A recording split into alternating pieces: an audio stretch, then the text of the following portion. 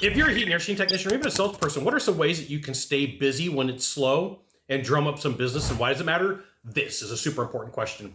I'm Sylvan Bell, coming to you live for HVAC Technician Sales Secrets on a perfect day to talk about sales and business, and a perfect day to talk about you. Coming to you live from Sacramento. So eventually it happens. Weather changes, economy changes, things change, and people say, hey, Scott, what are some of the best opportunities that I have? And I made a list, and you know what? Here's the thing. My list is in alphabetical order. And I did this on purpose so that it's like, okay, which one is the best one? I'm not putting and telling you which one you got to do. Pick from the list. Pick from the list and say, oh, that one sounds awesome. So first and foremost, you can cold call.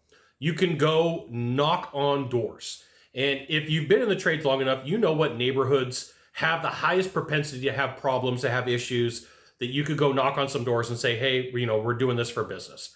And it is uncomfortable. And it is the thing that sucks. But in lieu of not having marketed leads and sitting at home, it's something that you can do. Number two, you should always be asking for referrals, right? You should have a referral program in place. You should have the processes in place. You should have the concepts in place. Like my coach and my mentor, Jay Abraham, has a course on Audible. It's like $40 of 93 ways to get referrals. Then there's like 125 or 225, but there's 93 ways to get different referrals. And he just goes through and talks like, what are some of the different ways?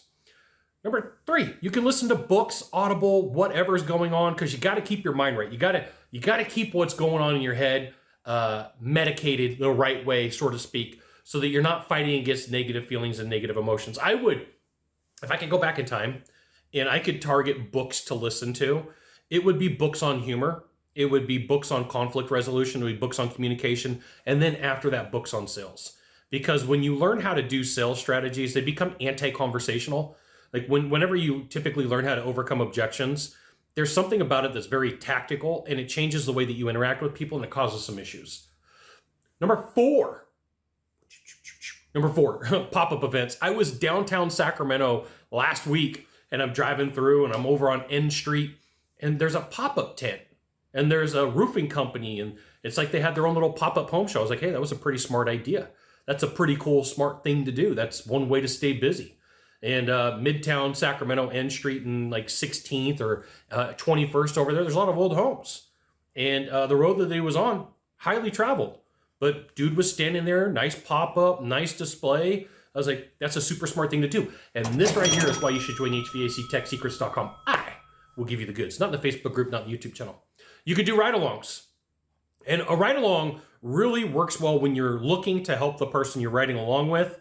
And you always want to look for 3 good things that you picked up and 1 thing that could be improved. The problem is that a lot of times when people do ride-alongs, they look for all the negative. They look for all the problems. They look for all the issues. You could role play. And if you're going to do role play, you want it to be very structured. You want it to be very on top of what's going on. You don't want to just kind of hang out. It'll turn into coffee and donuts. If you don't have somebody running the role play structure, it'll just turn into a big waste of time. So you have to appoint somebody and say, you're the gatekeeper. You're the one that's going to keep us on task, and then rotate if it's going to be more than 2 people. A lot of times, the perfect amount of people to role play with is less than 12, just so you know, unless you have a couple of people proctoring how that interaction is going to go. You could do thank you visits.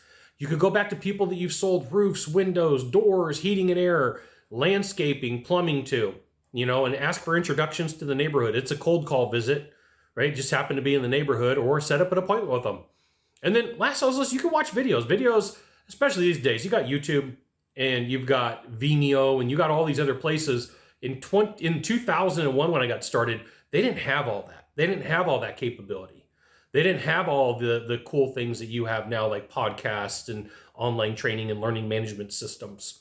You can buy courses, right? You don't have to buy my stuff. That's fine. You don't have to purchase anything from me. I've got tons of content online. I got like 3,100 YouTube videos at this time. I've got a lot of content, been putting it up since 2010, right? Lots of stuff out there, lots of opportunities for you, but you really got to keep your mind sharp instead of fighting the feelings of negative emotions and causing challenges for yourself. And then the bonus on all of this is if things are really struggling, get a therapist, go see a doctor, go get the mental help that you need, right? I'm not a doctor, accountant, lawyer, but I am a taco enthusiast. So just got to give you that caveat. You got one of three things to do from here. Just one of three. Find the subscribe button, click on it, and every time I send out a video, you'll get an update. 2, hit follow. 3, share this video with a friend. We'll see you soon. Thanks for watching.